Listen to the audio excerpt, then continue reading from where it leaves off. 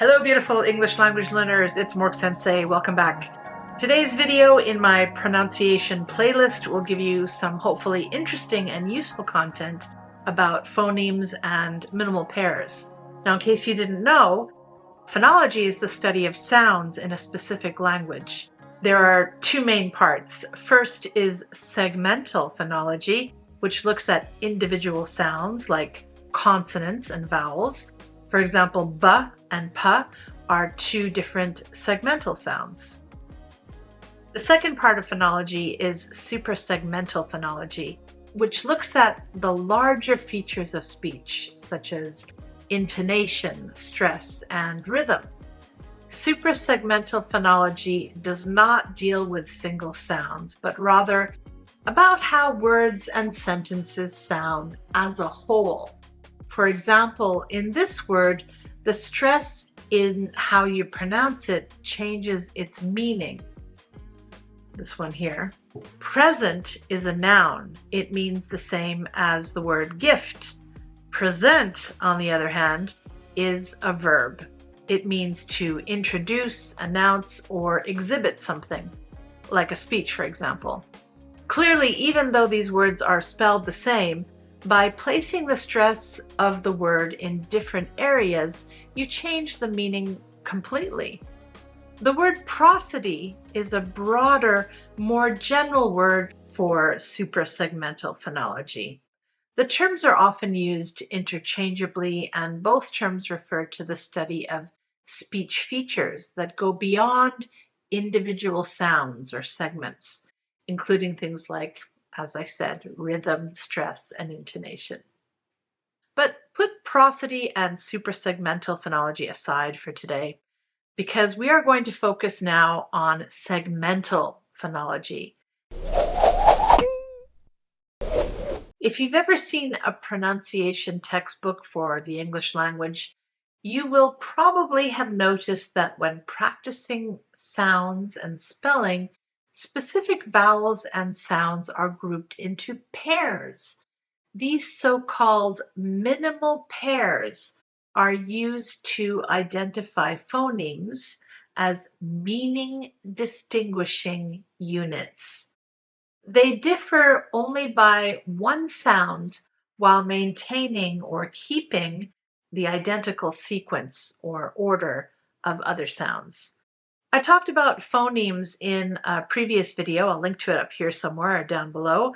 But what exactly are they again? And what's with minimal pairs? Why are they important? Well, phonemes are the smallest sounds in a language. They help us tell words apart. For example, the word bat has three phonemes, b, a, and t. If we change just one phoneme, like b to p, the word becomes pat. Even a small sound change can make a big difference in meaning.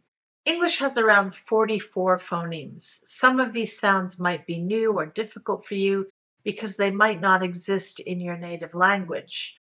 For example, the R sound in red can be hard for some learners. Practicing phonemes helps you hear and say them more clearly. What about minimal pairs? Well, minimal pairs are two words that are almost the same except for one sound, and this one sound changes the meaning of the word. For example, pin and pen, e versus e, ship and sheep, e versus e, cat and cut, a versus a. When you practice minimal pairs, you train your ears and mouth to notice and produce these small but important differences. Practicing phoneme identification using minimal pairs can improve your English in several ways. First, it can improve your listening skills. Many learners find it hard to hear the difference between similar sounds, such as the L and R sounds, and This is common if your native language does not use these sounds. Listening to minimal pairs helps your brain recognize the differences. For example, hearing light and right repeatedly will help you notice the L and R sounds. Second, Minimal pair practice can also give you clearer pronunciation. When you practice saying minimal pairs, you learn how to move your mouth, lips, and tongue to make the correct sounds.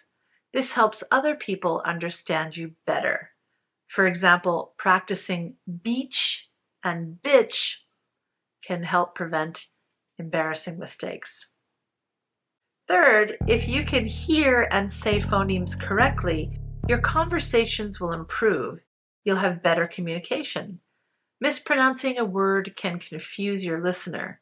For example, saying tree instead of three might make someone think you're talking about a plant, not a number. Okay, so now you know the benefits of minimal pair practice, but how exactly can you practice phonemes and minimal pairs to improve your pronunciation? I promised to give you 5 tips in the title, so here they are. First is to listen to recordings. Find audio recordings of minimal pairs online or in language learning apps or a textbook. Listen carefully and repeat after the speaker. Try to match the sounds as closely as possible. There are plenty of textbooks out there you can use to guide you. One series I like is the Cambridge English Pronunciation in Use at several proficiency levels. And the reason I like it is because it's great for self-study and there's a lot of practice. Second, you can practice with a partner. Ask a friend, teacher, or classmate to help you. One person can say a word from a minimal pair and the other person guesses which word it is. For example, your partner might say bed and you have to guess if it's actually bed or bad.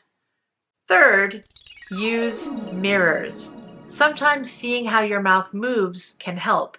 For example, the V sound in van uses your teeth and lips, V, while the B sound in ban uses only your lips, B. Practice in front of a mirror to check your mouth movements. Fourth, I recommend that you record yourself. Use your smartphone or computer to record your voice. Say minimal pairs, then listen to the recording. Compare your pronunciation with that of native speakers. Finally, how about playing online games? There are many online games and apps designed for practicing minimal pairs. These games make learning fun and help you to stay motivated. Just Google minimal pairs games or go to your app store and search under minimal pairs. So there you have it. Learning to hear and pronounce English phonemes is a key part of improving your language skills. Segmental phonology. Practicing minimal pairs helps you develop better listening, clearer speaking, and more confident communication. Remember, progress does take time. The more you practice, the easier it will become. So start now. See you in my next video, my lovelies. Mork Sensei signing out.